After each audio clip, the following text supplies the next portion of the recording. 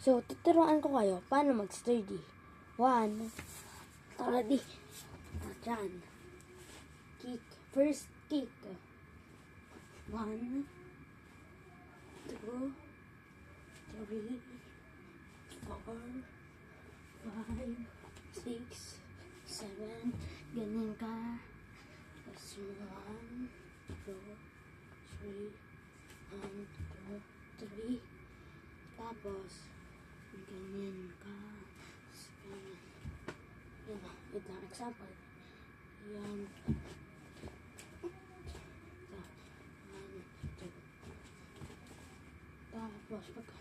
Tapos mo doon, ganyan ka.